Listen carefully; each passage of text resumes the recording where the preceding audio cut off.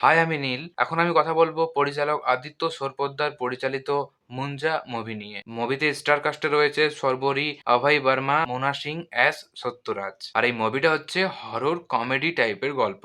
আগেই বলে রাখি, যারা হরর মুভি দেখতে খুব খুব বেশি একটা পছন্দ করে থাকেন, আর যদি এই সিনেমাটা না দেখেন তাহলে বড় কিছু একটা মিস করতে চলেছেন। মুভিটার রান টাইম হচ্ছে 123 মিনিটে, অর্থাৎ 2 ঘন্টা 3 মিনিট। আর এই 2 ঘন্টা 3 মিনিটে যারা এই মুভিটা দেখবে তাদের মন অবশ্যই জয় করেই নিবে। সবকিছু যেহেতু ঠিক, তাহলে এই মুভিটার গল্পটা নিয়ে একটু আলোচনা করা যাক। গল্পটা হচ্ছে 1952 সালের কনকনের চিপলুন গ্রামের। গোট্টা নামের একটা ছোট ছেলে ছিল। সে মুন্নি নামে একটি মেয়েকে বিয়ে করতে চেয়েছিল, যে তার থেকে বয়সে 7 বছরের বড় ছিল।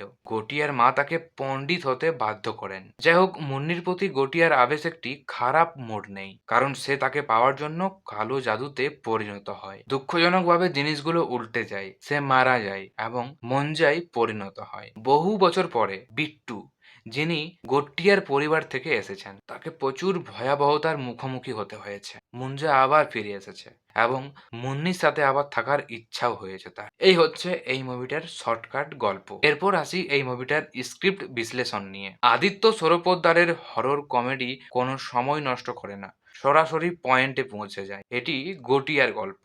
অনেক বছর পর আমাদের বিট্টুর সাথে পরিচয় হয়। মুভিটার প্রথম হাল্প আপনাকে আঠার মতো চিপকে ধরে রাখবে সিনেমা হলে। পরিচালক আদিত্য এটিকে প্রতিটি বিট উপভোগ করে তুলতে আমাদের সাহায্য করবে। মুঞ্জা মুভিটা শুধু ভয়ঙ্কর আর ভীতকর নয়, মজারও বটে। তবে আপনি যদি এমন কেউ হন যে হরর মুভি দেখতে বেশ ভয় পান, তবে কিছু দৃশ্য আপনাকে অবশ্যই ভয় দেখিয়েই ছাড়বে। এটি একটি আকর্ষণীয় ফিল্ম যা প্রেম, আবেগ, কালো জাদু এবং ভয়াবহতার থিমগুলোকে মোকাবেলা করবে। এর সব পুরোটাই 2 ঘন্টা 3 মিনিটের মধ্যেই ফিট করা হয়েছে।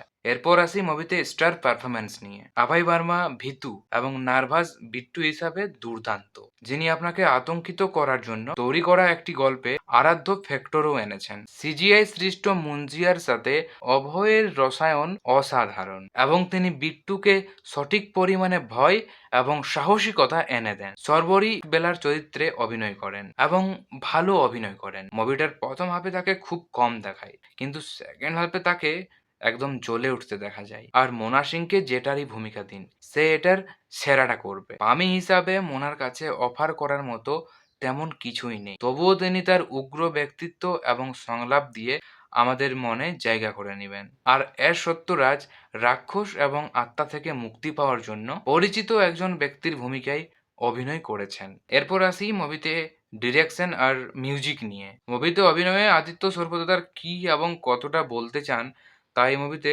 স্পষ্ট ভেসে উঠবে। সাধারণত একটি হরর কমেডিতে কমেডি ফ্যাক্টরের ওপর হাত থাকে। যাই হোক, পরিচালক আদিত্য সরপোদ্দার এটিকে নিখুঁতভাবে ভারসাম্যপূর্ণ করেছে। আর মুভিতে পরবর্তীতে কি হতে চলেছে তা নিয়ে আপনাকে চাপ দিতেই থাকবে।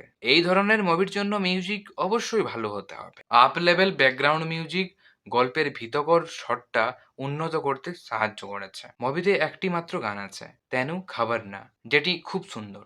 শেষ কথা হচ্ছে, মুঞ্জা একটা উজ্জ্বল, ভালোভাবে তৈরি এবং উপভোগ্য ঘড়ি। হরর চমৎকার, অভিনয় চমৎকার, চরিত্রের চেয়ে বেশি হাস্যকর নিয়ে আসে। সিজিআই এবং ভিএফএক্স খুব ভালো। স্ত্রী, ভেড়িয়া এবং এখন মুঞ্জা নিয়ে মেন্ডক ফিল্মস হরর ঘরানার ফ্যান্সদের অসাধারণ অসাধারণ গল্প নিয়ে আমাদের মাঝে আসছেন। হরর হিন্দি সিনেমার সংখ্যা গত কয়েক বছরে ব্যাপকভাবে কমে গেছে, তাই এই মুভিটা দিয়ে বলিউড হরর মুভির কামব্যাক করলেও মন্দ হয় না। আর হ্যাঁ, সিনেমা শেষ হওয়ার পরে একটি বিশেষ ডান্স আছে। শেষ পর্যন্ত এই চমকাটা না দেখে থিয়েটার ছেড়ে উঠবেন না। মুঞ্জা মুভিটি 7ই জুন 2024 রিলিজ পেয়েছে। যারা যারা মুঞ্জা অলরেডি দেখে নিয়েছো, তাদের অভিজ্ঞতা অবশ্যই কমেন্ট বক্সে জানাতে ভুলো না। আর যারা এখনো দেখোনি, তারা অবশ্যই দেখে নাও। তবে হ্যাঁ, যারা হরর গল্প, হরর সিনেমা দেখতে পছন্দ করো তারাই দেখবে। ঠিক আছে, এইটুকুই হলো আমার মুঞ্জা মুভির ছোট্ট একটা রিভিউ। ভিডিওতে একটি লাইক করে চ্যানেলটিকে সাবস্ক্রাইব করে আমার সাথেই থাকবেন। দেখা হচ্ছে আবার এরকম কোনো একটা ভিডিওতে। ততক্ষণ সবাই ভালো থাকবেন, সুস্থ থাকবেন, মুভি দেখবেন। Bye bye.